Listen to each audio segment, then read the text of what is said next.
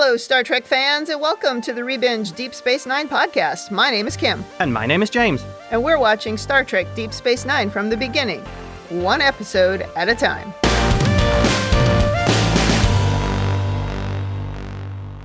Welcome back to the podcast. Today we are on Season 5, Episode 2, The Ship. This episode aired October 7th, 1996. Before we talk about this one, anything to say about last week's episode, Apocalypse Rising? No, it was perfect. And it was a really great Star Trek episode. And I love Gowron. Did we ever talk about the title? I mean, what did it mean? Well, Apocalypse Now is trademarked, so... Oh, so it was a... You think it was a play on that, but they couldn't really copy it? I don't know. Maybe they were playing on the fact that the Klingon war was getting more intense. And this could destroy the Alpha Quadrant? Okay. I mean, this week's title of The Ship is on the nose. It's about a ship. Yeah, there's no making interpretations of this one. Well, are you ready to get started? Absolutely. In the cold open, Sisko and crew are conducting a mineral survey on a planet called Torga 4. It's uninhabited and located in the Gamma Quadrant. It contains vast deposits of cormalline. And also jerkolite, which is why the Gamma Quadrant is the way it is. Yeah, I don't know what the heck we're doing in the Gamma Quadrant again, but I already know this is a very bad idea, and a very bad thing is going to happen. Right. Miles is climbing around in some rocks with Ensign Munez. They have a friendly exchange, which is always how we see Miles with his team members, you know, a little jokey, always teaching. If Starfleet follows Navy parlance, then Munez should know the correct way to address Miles is Chief. I think he calls him Sir to bug him. Oh. Because I think Miles even says something like that. He's like, just, stop calling me that. And then later he kind of makes a joke about it too. So I don't know. I think he does it to poke at him. Okay, that's a joke about Miles and the officers. Yeah. I get it. I think so. That makes a lot of sense. As Miles clearly likes this guy. Oh, yeah.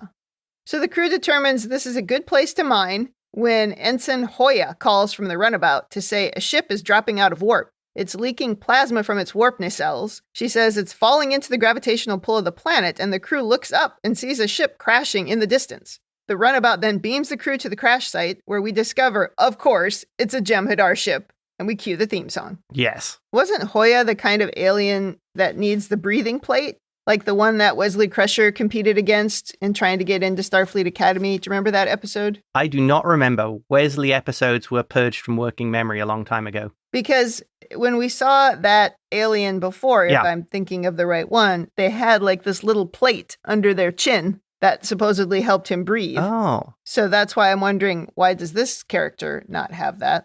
But this always gets me when things like this happen in Star Trek, because of course, when anything in Discovery isn't the way somebody thinks, they just go crazy. And it's like, okay, but this kind of stuff happened all the time in Star Trek. Right. Where's the breathing plate? Stop being crazy. Yeah, where's the breathing plate? I also thought for this particular alien, it was an incredible amount of makeup for how much she's on screen, which is 2 shots. Yeah. She's gone.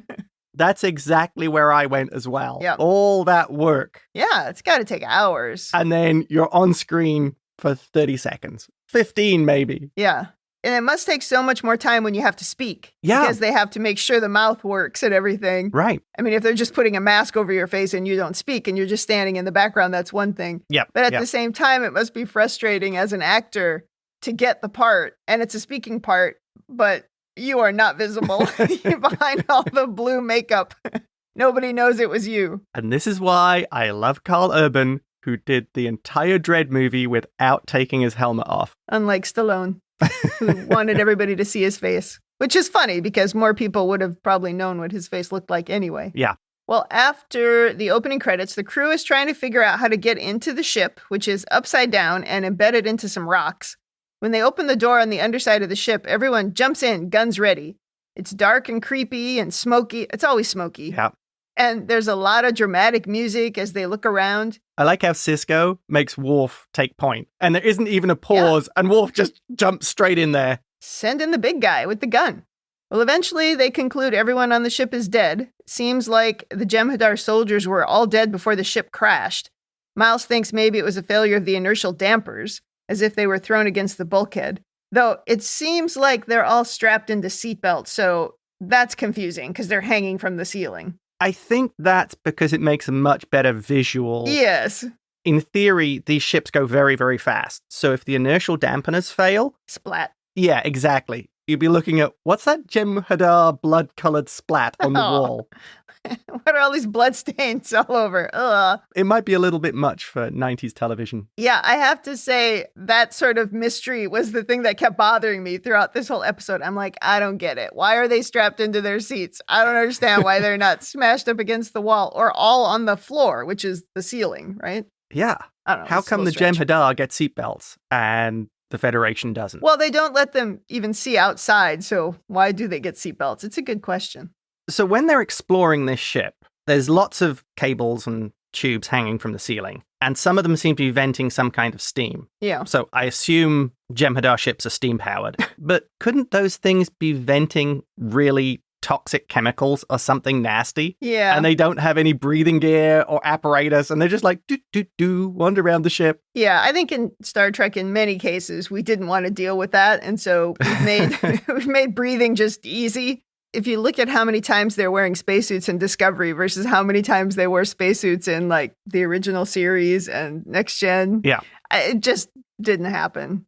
While people frequently talk about the science of Star Trek being their favorite thing, I mean, really, the science of Star Trek is a little bit less sciencey than many other space shows where they actually are concerned about things like gravity on the ship and oxygen. Right. You know, we sort of gloss over those things in Trek because that's not what it's about. That's one of the great things about The Expanse, where they deal with some of those issues of without some kind of miraculous technology, you can't accelerate at huge speeds without killing the crew. Yeah, and I do think that reality about a lot of this stuff would be the boring part of the story. And that's not completely what we come for. At least it's not what I come for. It's maybe what some people come for, but it would take over the story if that's what we focused on. Right. And it's a difficult balance to make. Yeah.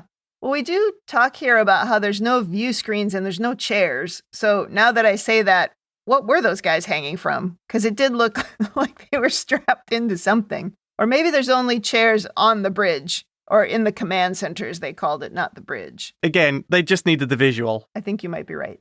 Maybe they had mag boots. Oh, that could be. Most of the ship is a mystery. Miles doesn't really understand even what he's looking at. Yeah. Sisko wonders if they could use the runabout's tractor beam to pull it into orbit. He says, this would be the greatest intelligence find in the last 10 years. Miles thinks they need a bit more muscle than the runabout, so they contact the station to get the Defiant. Don't you find it interesting that Miles, who's now had experience of ships coming through from the Gamma Quadrant and a very wide engineering experience, doesn't understand this Jem'Hadar ship? Yeah.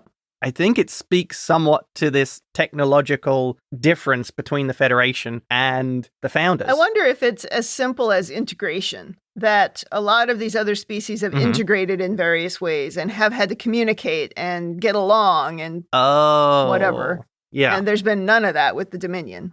So they've developed their own stuff kind of in a vacuum. So for the last 100 years or so of Star Trek, people have been sharing technology or borrowing other people's technology. So there's a lot of parallels. Stealing it as the Ferengi.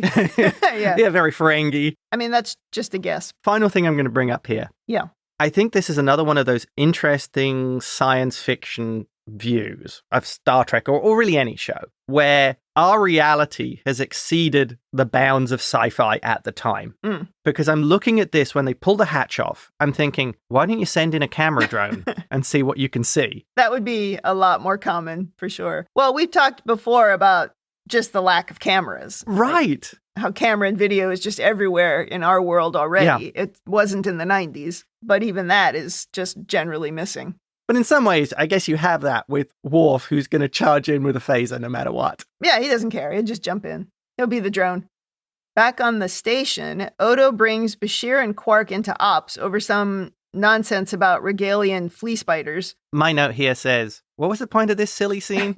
Yeah, I have that note at the end as well. Quark, of course, was doing something illegal, and Bashir was trying to get the spiders for something medical. Kira doesn't care. She's like, I'm leaving now, and I'll be back in about a week. Straighten this nonsense out. Yeah. But yeah, I agree. The point of this scene was lost on me. I'm not sure.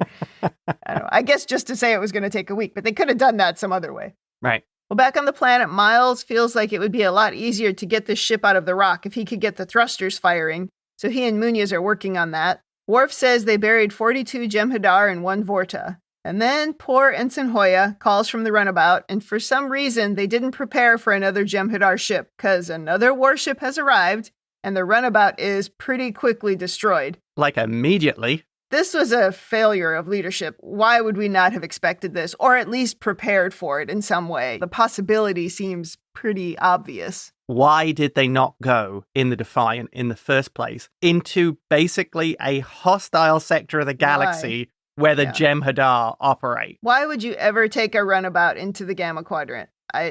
Yeah, it's like flying around with a big shoot me sign. Well, I mean, we've had that conversation a few times about needing the Defiant to guard the station. Yeah. And so I guess that's it, but you also can't take all of your senior officers out in a runabout and put them all at risk. Right. I don't know. It's a little fishy. I don't feel too bad for Ensign Hoya. I mean, she was doomed anyway because she didn't have a breathing plate, so... Right. Well, after the dramatic ad break, some soldiers beam down and immediately take out an NPC who later we learn has a name, but it doesn't ever have any lines.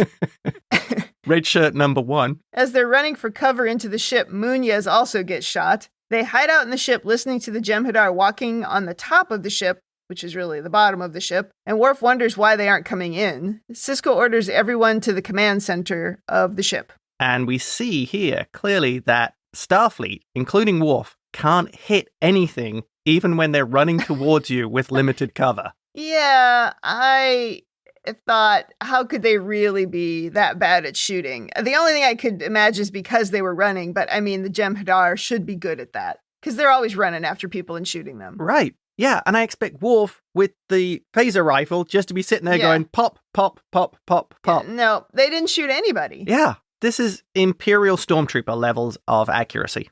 At this point, Sisko tries to check on Munoz, but he pretends that he's okay, so Miles intervenes to help. The Defiant won't arrive for 2.5 days, so they've got a bit of a wait before any help arrives. Because they just randomly beamed over to this site, they've only got 1 portable generator with them, and they've left everything else back at their camp. And of course, the guy who had the medkit was the one who got shot. That's right. The poor nameless guy with the medkit. This is where we got his name.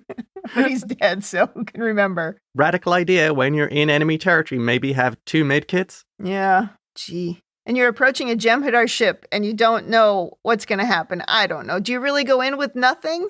It seems a little reckless. Agreed. Miles is working on the ship while Dax attends to Enrique. Munoz now he's got a first name. As soon as you gave him a first name, it was like, this is not going to end well. Yeah, I'm afraid so. They find a couple of virtual sensory displays, which looks like giant VR goggles. And Dax wonders if it's a view screen used to see out. Maybe only the Vorta and the First are allowed to see anything. That sounds about right for the Jem'Hadar. Yeah. And then they get a call from Kilana, the Vorta from the Jem'Hadar troops that are surrounding the ship. She wants to meet face to face and discuss the situation like reasonable people. Yeah. Sisko agrees. But he must be thinking, well, who are you going to send? Obviously not any of you unreasonable people are going to be part of this discussion. So they meet outside, and this woman's outfit is completely ridiculous for the situation. Not only is she sporting some serious cleavage and fancy earrings and fancy hair, but the makeup is intense. I mean, the lipstick is ridiculous. And also, weirdly, she's wearing short sleeves. It's just not something that you frequently see in Star Trek. Well, the look of this character made no sense to me. I thought the styling looked very comic book. It was almost sort of overstated. Bright colors. Yeah. Mm-hmm. I liked it. I thought it was a really strange but very intense look. I don't disagree with that. I just think it stood out like a sore thumb because nothing else is like that. And it doesn't make sense that the Vorta would dress like that or the Vorta would want to stand out. Yeah. Oh, interesting. But yet she's on the ship with the Jem'Hadar who they don't have any females or they don't have any gender as far as we know. That doesn't fit. Maybe she's trying to appeal to Sisko because she is wearing red. And you know how he likes red dresses. Well, I did have that thought. Yeah. Did they do this on purpose to try to distract Sisko? You know, is that part of the report that they have on him? Oh, the psych evaluation. Yeah. It's possible because soon as they meet, she tries flattery on him. She does. And she says that she got a report from Weyoun, which is interesting since Weyoun was dead. Where did this report come from? At least the one who was on that ship with them To the Death. Maybe he filed it with one of the Jem'Hadar. It seems unlikely. It's just something funny going on there. Although it could also be a trick. That's true. They do lie. There could be one of them on the station that they don't know about. Yeah, maybe it's all just a lie. Honestly, the only thing that makes any sense is that they were making her all gussied up because they thought that would have an impact on Sisko. Although I don't know why they would think that. I don't know where they would get that idea. He works with women all the time, so I don't know. That's why I was like, I don't get it. Remember, Weyoun also, when he interacted with Sisko and said they had the psych evaluation, tried to bribe Sisko. No, I remember. If you understand the character, he wouldn't have said that. Oh, yeah, their psych eval is off. Yeah, for sure. Or maybe they just try throwing anything at the wall, and this sometimes works or usually works, and, see what sticks. But that would imply that when they got to the planet, she changed her clothes, her hair, and her makeup. If they figured out it was Sisko there, they could do that. I don't think that's entirely unreasonable. I think it's a little unreasonable. I think it's more likely that this is just a stupid thing that we're doing with a female character. That is also a possibility. Well, Kalana tries buttering up Sisko because that's what the Vorta like to do. Yep. But he's just like, what do you want? And she wants her ship back. Sisko says it was your ship, and now it's mine. He says we have salvage rights. We found a wrecked ship and a dead crew, so it's mine. Okay, first problem here. Salvage rights do not apply to military vessels. They remain the property of the original country or nation that owned them in perpetuity. You cannot claim salvage on a military vessel. Well, I guess they forgot to Google that. That's right. Wait, Google didn't exist then. They forgot to look it up in the encyclopedia. Yes. What is salvage rights? Maybe somebody else was using the S already. That sounds terribly like a, well, actually. Maybe I'll cut that. It was a bit of a well, actually, but that's okay. That's kind of your job here. It's fine. Well, she finds it amusing that he thinks he has any claim on this ship. She's like, you're surrounded and outnumbered. And then she just randomly offers him some snacks to delay him while a Jem'Hadar soldier quietly beams into the ship and then disappears in his little personal cloak. I'm your mortal enemy, and my bosses are the enemy of your entire civilization. Would you like some tea and snacks? Well, now I'm just realizing what she was dressed for. She was dressed for the cocktail party, because now Jem'Hadar brings over a tray with some drinks and snacks. Wow. She was preparing the uncomfortable buffet for the Starfleet crew. Yeah, it's a good point. Well, as you could have predicted, Sisko declines the snacks. She makes a comment here then about Jake, and she calls Sisko Ben, and he doesn't appreciate any of this. She claims she's not very experienced in these types of situations and that this is her first mission outside the Dominion. She's never even dealt with the Federation before. She says that she'll return the crew safely to the station if he gives up the ship. And Sisko is like, no, thank you. Yeah, I like how he replies, if you think I'll just hand over my people to you without a fight, this must be your first mission. Does she do cranky face after that or what? Yeah, she does not like that response. I thought she was doing a really good job of portraying the Vorta. She's trying to be charming and using language, trying to give this impression that, we're friends here. She wasn't quite the used car salesman that Weyoun is. Yeah. But she was close. And she was trying a different tactic. Yes. But in a similar vein. And I thought she was appearing more genuine. Than Weyoun? Yes. Yeah, I would agree. Well, inside the ship, Miles is trying to get the main power grid online. They have no way of seeing what's going on with Sisko on the outside because, like we said, there's no windows or view screens. Yep. They hear some noise and eventually discover that cloaked soldier has planted some kind of sensor device. Worf hears the scuffle inside the ship and shouts to Sisko. Just as the soldier is going to stab Miles, Munoz shoots the soldier from behind. They try to figure out what the device is that was planted. They don't understand why they would only send in one soldier and why he had a knife and no other weapon. Yeah. And then finally they realize there's something so important in the ship that the Vorta won't risk destroying or damaging it. Right. So Dax suggests that they make their own structural scan of the ship. Meanwhile, Munez is getting worse. Miles tries to keep his spirits up. He tells him he's going to be okay, but it's not looking good. Sisko checks in on Munez, and he makes a joke, like he's trying to put on a brave face in front of the captain still. Yeah. When Sisko and Miles step away, though, Miles says he can't stop the bleeding. Sisko figures the Jem'Hadar weapons probably leave some kind of anticoagulant behind, just to add to the victim's torture. Oh, that makes perfect sense for the Jem'Hadar. Nothing is beyond them. Plus, strategically, I suppose it would make sense because it also takes resources while you're dealing with that injured soldier. That's true, yeah. Well, Sisko tells Miles that they're all in trouble if he can't get the power grid functioning and the aft turret weapons online.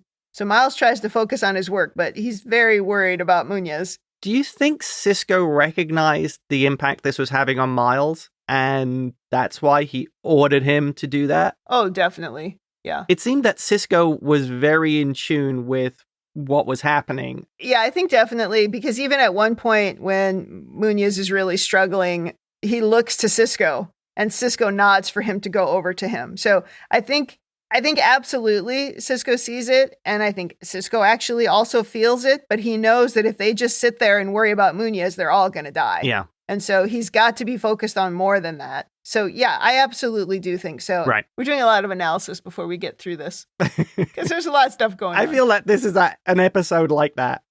Well, later, Dax tells Miles that structurally this ship matches the other warships they've seen, but there are differences, like systems that they can't even identify. Miles is trying to power up systems one at a time so they can test them and see what they do, but obviously that's going to take a long time. Yeah, make sure you don't power up the self-destruct by accident.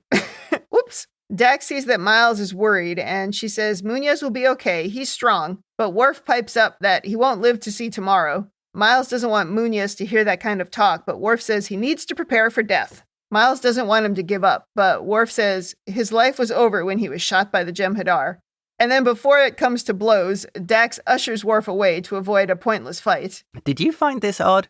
I would have thought Worf would have at least a basic understanding of humans by this point. Yeah. And how humans feel about injured colleagues and the rest of it. It seemed a bit tone deaf from Worf. And it's not the first time he's seen it. Yeah. I do think there's an implication later that they're hungry, they're tired, they're hot. Yeah. Maybe it's just that. Oh. Everybody's just kind of frazzled. Yeah. And when you get super frazzled, and something we've talked about on this show, when some of your base needs are taken away, you sort of fall back to old habits, even habits from before you were born, right? Your cultural type habits. So some of that Klingon-liness. Some of the Klingonness is coming out. And gotcha. When Worf said that, I had the same thought, like, wow, this just seems out of character. But then I started thinking about it, and it's hard to disagree in that moment with either side. Worf is just being a Klingon in that moment, and Miles is trying to keep the guy's spirits up because he's hoping for a miraculous Star Trek outcome. Right. Because that's what he's used to, and that's what he's seen. Yeah. But to be fair, that usually only happens to the main characters. Oh, that's kind of brutal. But I just feel like they both kind of fell back to a comfort zone. I would like to point out that back in the Bar Association episode, when these two had a stupid fight about the Union, and I said, that is not a Starfleet thing, I don't get it. You're like, oh, but it's funny, I like it.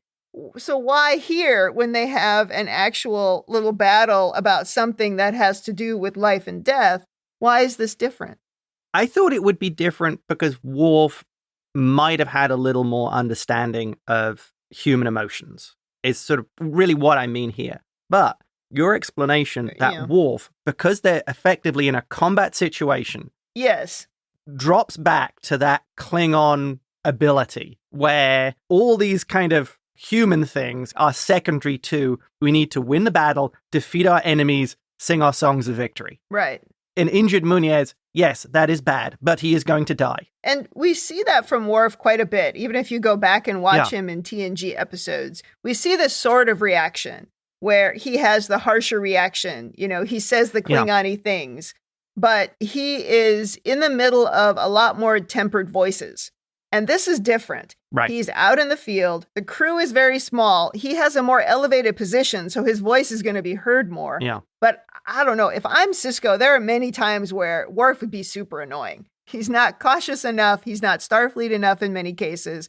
I get the value of him, but this situation is a good example. You want to be a commander. You're on that path again to leadership. You're wearing the red uniform. You have got to give a crap about the people on the team. That's the only way they're going to follow you. Yeah. That's the leadership corner. Actually, there's much more to come on leadership. Oh my goodness. Now Sisko is sitting with Munez, who is in very rough shape. And the annoying Vorta woman keeps calling, saying she wants to talk. And Sisko finally meets her outside. This time he's armed and she's alone. Can't he just send it a voicemail? Just take a message. Give it a Dax. Yeah, Sisko's not here right now.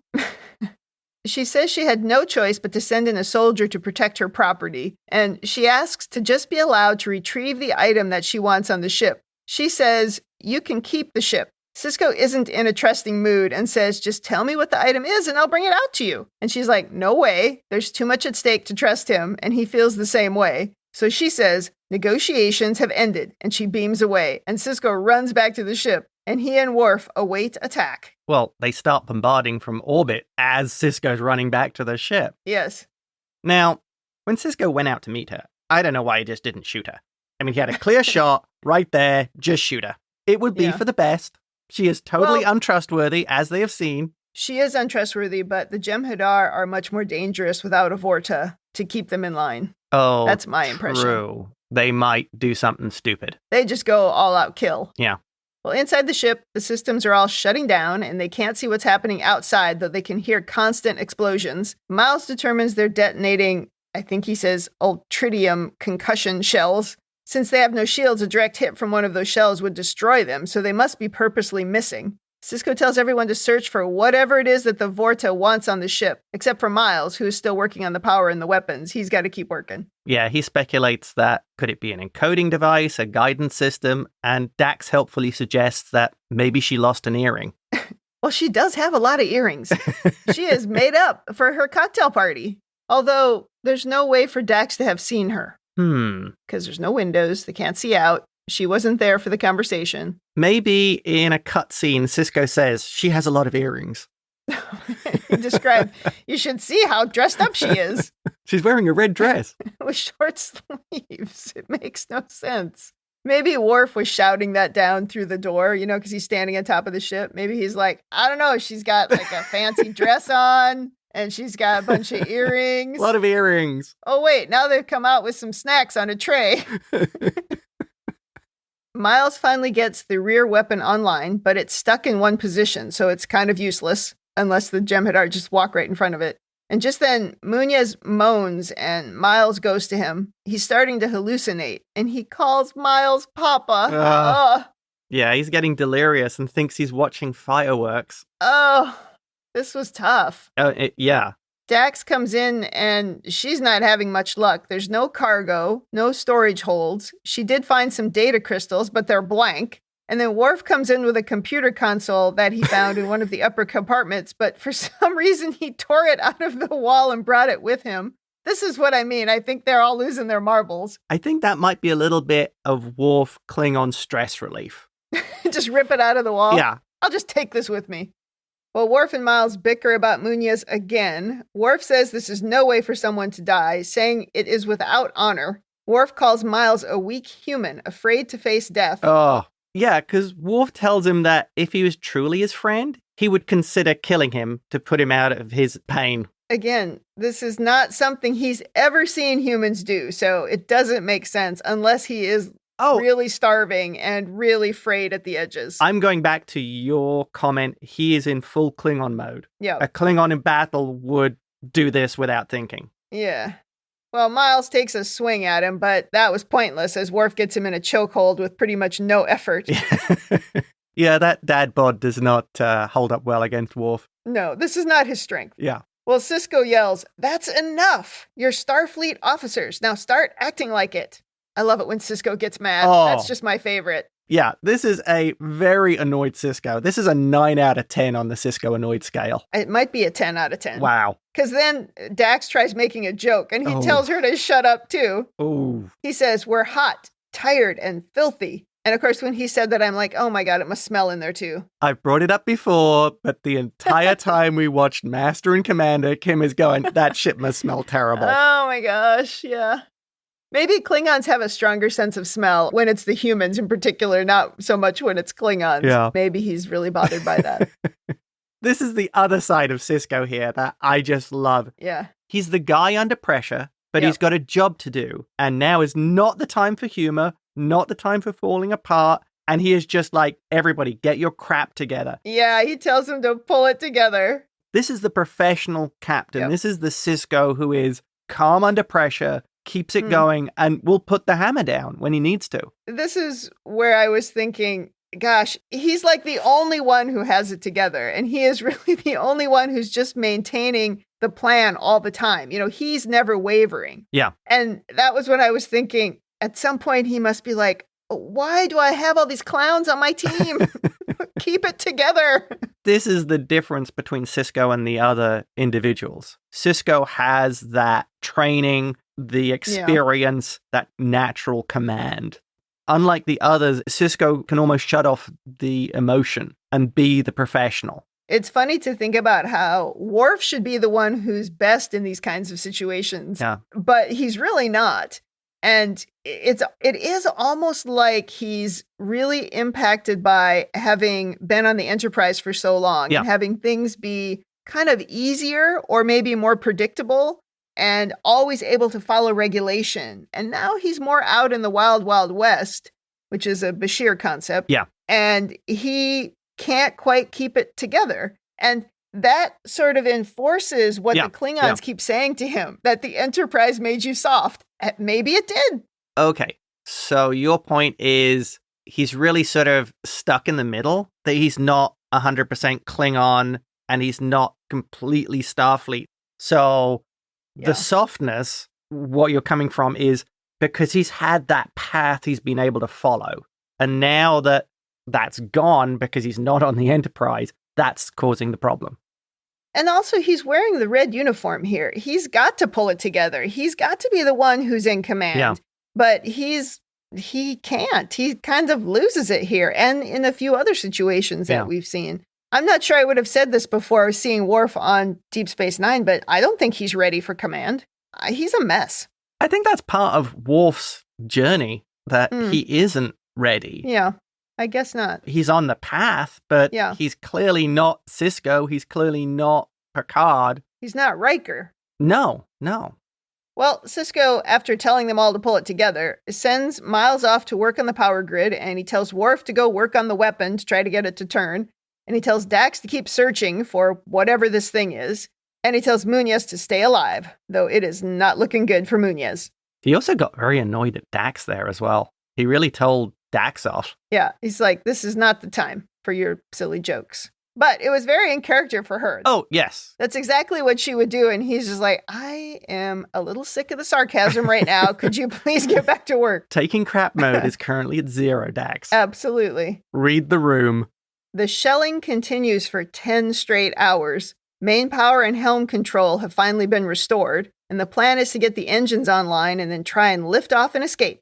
They fire up the ship, but they aren't able to lift off, and they have to power it down again. So that didn't work. Yeah, they're about to have a warp core breach, which is never good. No, and now there's too much damage to even try again. And the Defiant won't be here for another 36 hours, so Sisko tells everyone to begin repairs. Again, Miles checks in on Munez, and it's too late. Munez has died, and everyone just looks at each other. And it's all Miles' fault.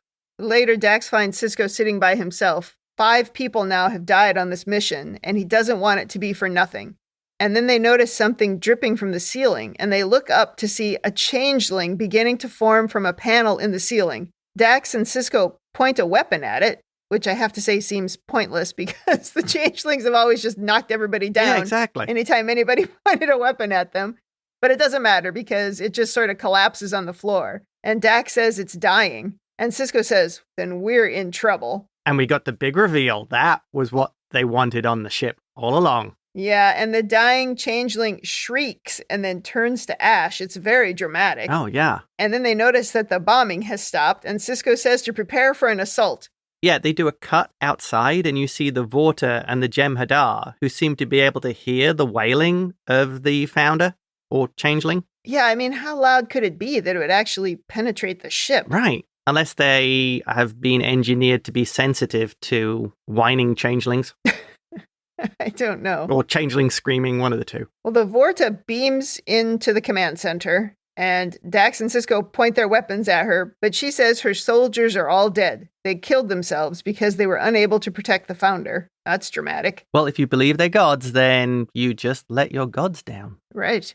She tells Sisko that she lied to him because she was worried that they would hurt the Founder or take him hostage, which, how the heck would they do that? But anyway, Sisko says all he wanted was the ship, and she says she was willing to let him have it. So Sisko says, well, then everybody died for nothing.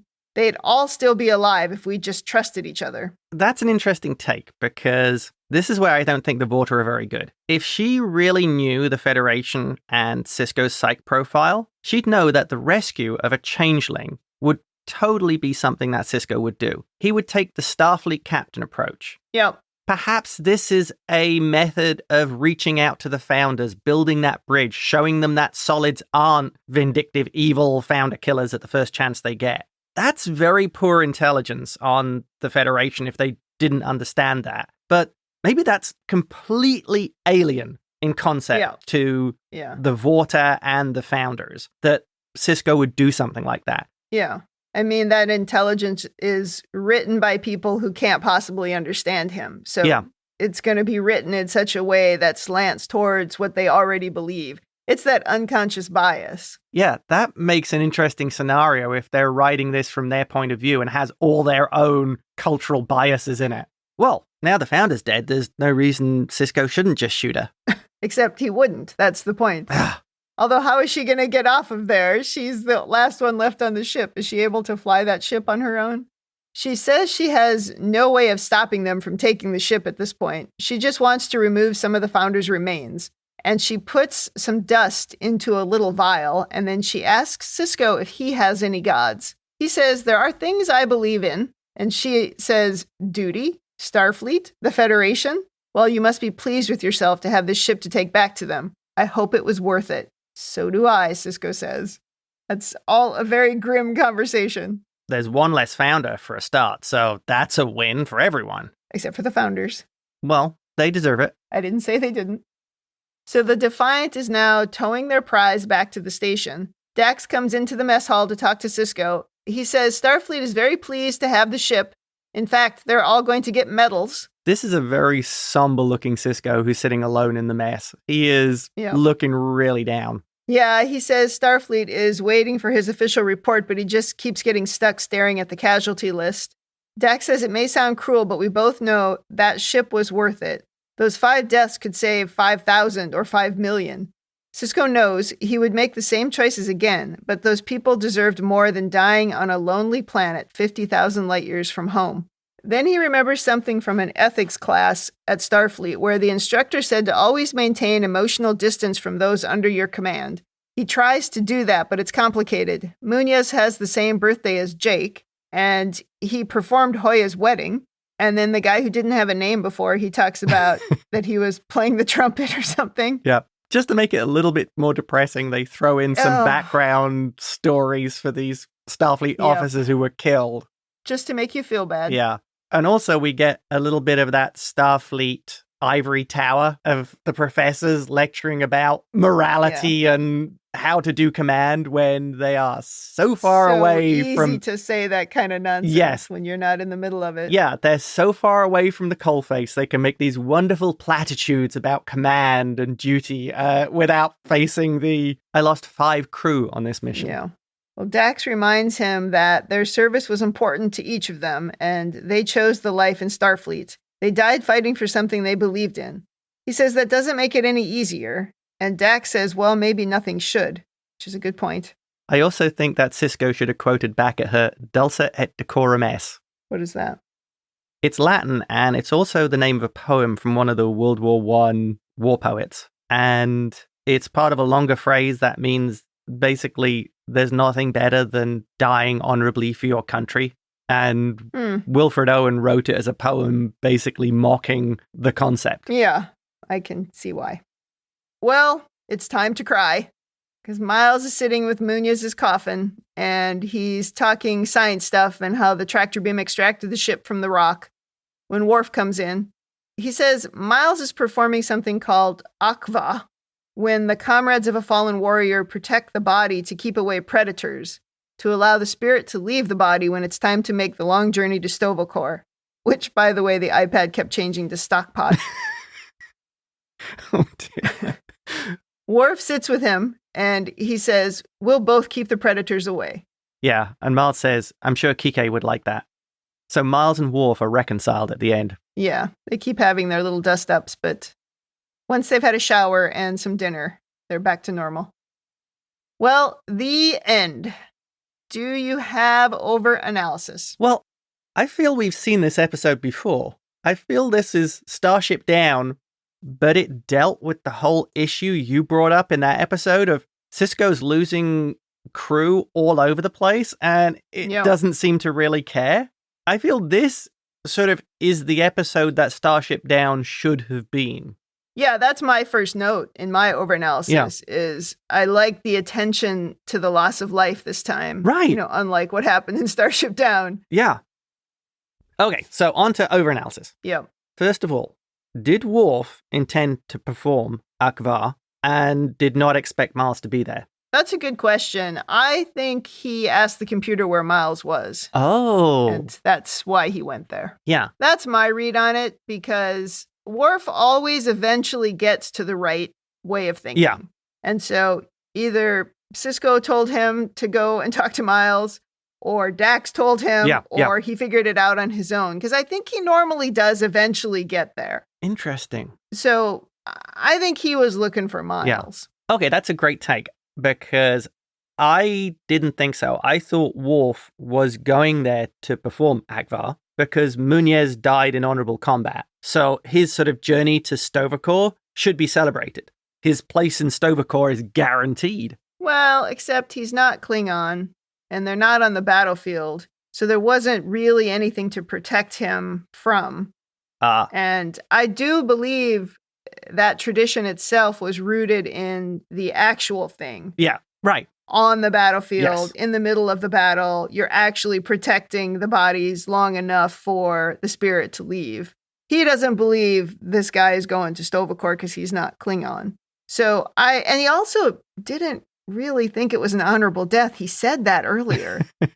It is possible, though. Again, like I said, he eventually gets there in the end. Right. So he may have changed his mind about it when he reflected upon it and when the battle was done and realized all of the people who died were actually part of the battle and died because of the fight. Yes. So he may have gotten himself there. Right. I feel like they frequently make a point that the different races look at death differently and look at the remains differently. Yeah. Does he have some particular attachment to the remains of a human, even if the human died during the battle that he was in? I don't think so. I feel like he's more trying to get back into the right way with Miles. I don't know. I think Worf is putting humans into his own context. Oh, yeah. I see. You say he wouldn't go to Stovall. Maybe Worf is translating it to, well, the humans would have their own Stovall, so this is what would happen for him. Do you think when the humans were raising Worf, they dragged him to church on Sunday? He had to go to Sunday school as a Klingon. And it's a very good question. That's how I took it. Okay. So Worf still feels duty-bound as a colleague and as a fellow warrior to do this for Munez. I'll allow you to think that. My headcanon is always very focused on the leadership track, and so that's why I'm thinking he needs to fix that. Well, your leadership track also works. He could be doing both. Yeah. He could have been doing both. I would agree. Well, this one I think we already talked about, which is why would you not take the Defiant? It is too dangerous in the Gamma Quadrant. You can't go to the Gamma Quadrant without the Defiant. Next thing. Yep. Can anything the Vorta say really be trusted?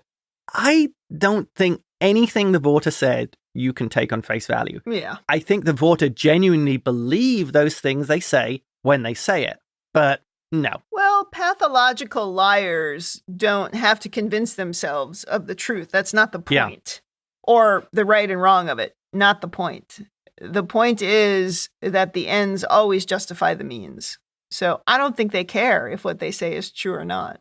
Right. So no, you absolutely can't trust anything they say because of that. And the other side of this, leading on from that. Yeah. Let's say Sisko had done the bargain and had allowed them to go onto the ship and take off whatever it was and discovers it's a founder. Yeah. What's to stop the founder saying, okay, kill them all. Any promise the Vorta made would be garbage. Is she going to disobey one of the gods? Are the Jem'Hadar going to disobey one of the gods? No, you can't make a deal with them. Precisely. Yeah. And the only time we've seen them make a deal was because it was 100% in their favor. Yeah. But also, we had the advantage in that situation where Yes. they had lost their ship and they were outnumbered and outgunned. Again, they didn't have their weapons. Yeah, that's true. And also, they had a mission that they needed to accomplish, and they weren't going to be able to do it without the ship. Yeah. So they needed Starfleet in that situation, but they don't need them here. Right, right. And I kept thinking each time Sisko went out to talk to them, I'm like, why don't they just shoot him? I don't understand. I mean, eventually later I understood. They didn't want to put the founder at risk. And if they had just shot him, they would have put him at risk. Yeah. I guess they didn't really know if the founder had been discovered and they weren't letting on. Right. Next point. When the ship powered up, do you think that was the Vorta controlling it? Because when the negotiations broke down, the ship shut down. Yeah. And I was thinking, Maybe. oh, they can have some kind of control over this outside. So when they wanted to communicate, they turned it on. Yeah, maybe, because I wondered that too. But they didn't really say it explicitly. Yeah. And with that, that's the end of my overanalysis. Over to you. Okay. I only have a couple of things in my overanalysis, and then I have a little leadership thing to talk about. Okay. My first thing was about paying attention to the loss of life. We just haven't done that on this show. We don't do it on episodic TV very Not often. really, no. So I appreciate that because that's much more realistic. Yeah. And so I think that's good. And it gives Avery Brooks an opportunity to stretch his legs a little bit in his acting. Agreed. So I think that's all very good. Oh, this whole episode did. I'm not sure I understand what was going on the ship with the founder, because typically they're so powerful and they can do whatever they want. And why couldn't the founder just have knocked all of them out? Because that's like, we've seen Odo do that and we've seen other founders do that. So were we supposed to believe that the founder was injured from that, whatever happened to them that had injured all of the Jem'Hadar? Or killed, I guess, all the Jem'Hadar. Splattered them. Yeah. My headcanon goes to the founder was seriously injured. Miles speculated that it was the inertial dampeners, but let's say it was something else. Let's say they were testing some kind of advanced or experimental technology on that ship, and it ended up killing the Jem'Hadar and severely injuring the founder. So that changeling was hanging onto the ceiling as a bulkhead, and that's all it could do. Because really, it could have turned itself into any one of the crew when they were alone, because it's perfectly capable of doing that, and then just walked out. So there had to be something wrong with it. They weren't clear on that. I think it would have helped the story if they had sort of explained that. Yeah. So before I go to women in the future, I just want to talk a little bit about the part where Sisko is talking about his ethics professor, talking about keeping that distance from people. I feel like we've talked about it before, or maybe I've talked about it at work. I'm not sure.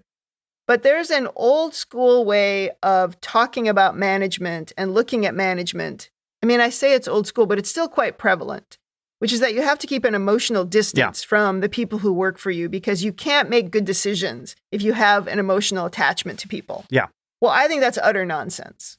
And I think it's nonsense even here. I understand the value of it in command because Kobayashi Maru, I get it. You have to be able to make tough decisions in firefights, in difficult moments that are not too soft, because you put everybody at risk if you are too attached to one or two people. I do understand that. At the same time, you get the true teamwork and you get the true loyalty when you do show that you give a crap about people and you respect them from an emotional intelligence point of view, and you have empathy and you get that they're humans.